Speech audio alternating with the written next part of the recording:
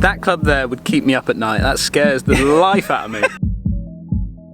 Right guys, Mike Crossfield here with Dan Hendrickson. Hello Dan. Hi guys. Torquay Golf Club testing Titleist MB irons. We're just driving out to do some on-course testing. We've got some dry ball data from indoors as well.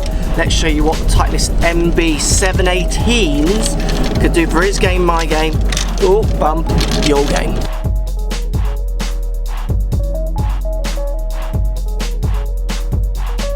Right, Titleist MB Forge 718. What we're getting different over last year's is actually not that much, and that's what I quite like about Titleist. Sometimes they just keep kind of trying to improve on something they've already got. So we get a little bit more turf relief, I think, from how they've carved the front edge away, which is something Titleist always say about this kind of iron, because at the end of the day, this is a solid one-piece construction forged iron, where you want it to look a certain way, feel a certain way, and act a certain way. First thoughts on that then, Dan? It's pretty gorgeous, isn't it? Oh, it's absolutely stunning.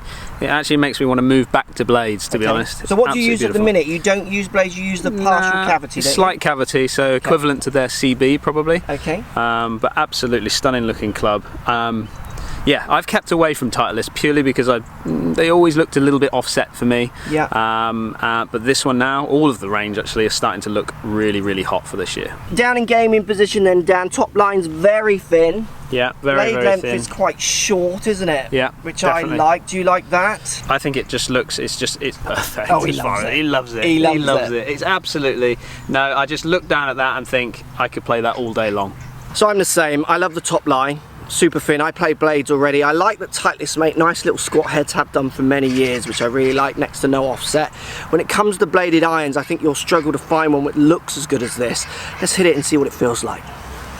So Dan's going to hit it first. We're about 160 yards out because it's slightly down here. We're going to show you some dry ball datas in a second as well. Let's start with a 7-iron each.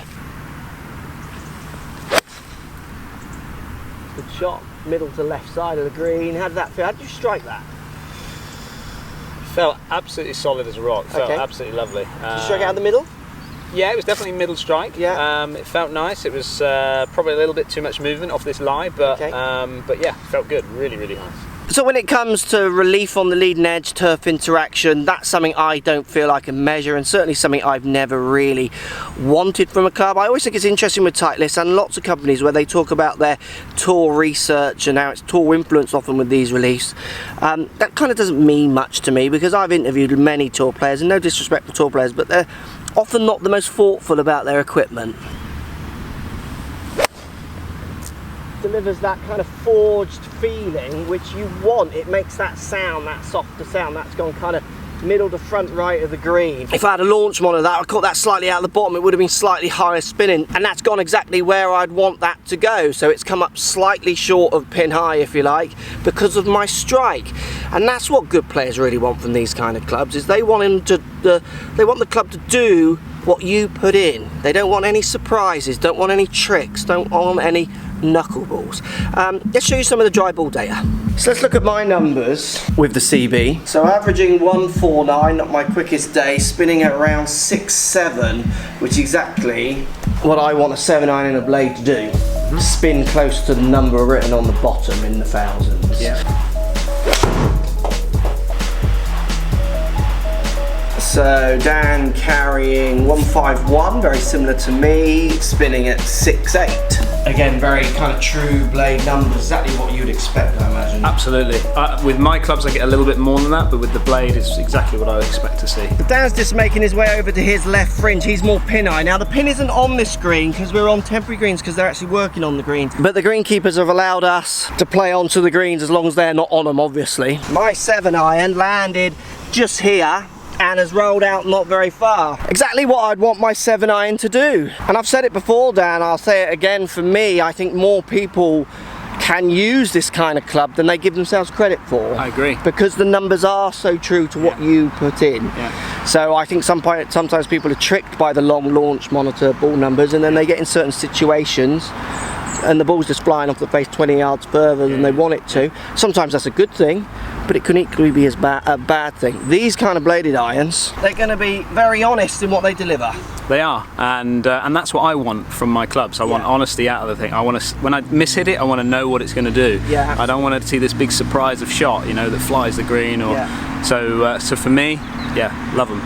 Right, me and Dan are going to put ourselves right to the test now. So we've got a 4-iron. A 4-iron that you could call a butter knife. This one is like butter my toast, thin my iron, thin my shot, hurt my hands. So for me, this is where I think Titleist, with their many steps, as we'll come to as we look at all the range, do really well, because if you're not going to handle this 4-iron, and I'm not the best 4-iron player in the world, I don't even carry one anymore, I would be really taking the mick if I turned up expecting to hit many greens with this kid, because it's just so brutally small. So even if I don't see a massive drop off in distance if I test, it does give me no confidence at all.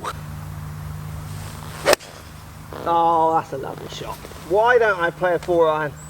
You are not beating that, Dan.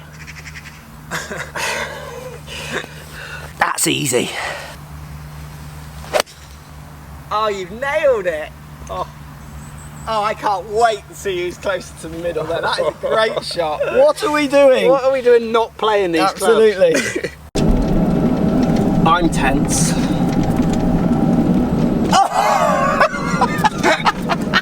I reckon I've landed here because I'm a slightly lower flight than you, possibly rolling out to there. Dan's just thrown it that fraction further, hit the upslope and rolled it out to there. You've won the middle of the green. I'm more centred left to right, but you're not as far back as me. No. That club there would keep me up at night. That scares the life out of me. But to be honest with you, we struck him nice. It's but as we drove beautiful. up, we did say you go and put that in a bit of rough. Oh. And you'd wonder why it's in your back. That's us in the middle of the fairway, isn't it? Lovely. Picking a lie. Yeah.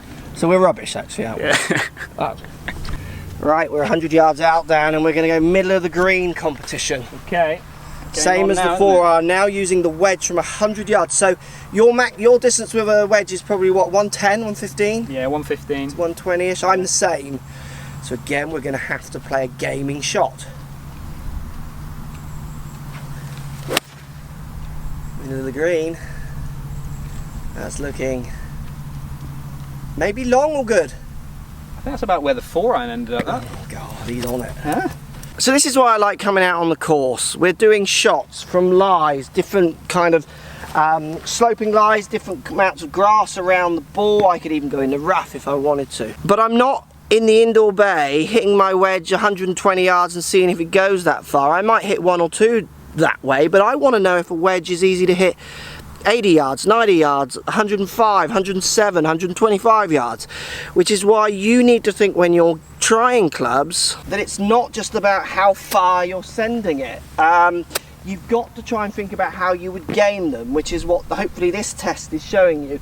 And you can do this indoors. Obviously you can get on a simulator, call a number and hit the wedge that number. And think, how easy is it to hit that club that number? That's a buying decision. That's what you should be purchasing clubs around. Are you going to be able to play golf with them? Playing golf is not the same as playing simulator or playing range bay.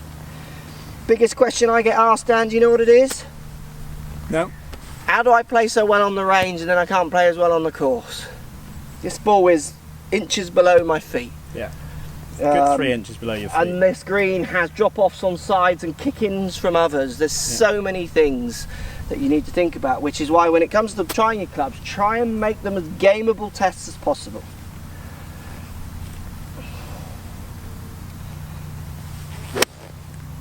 I've won.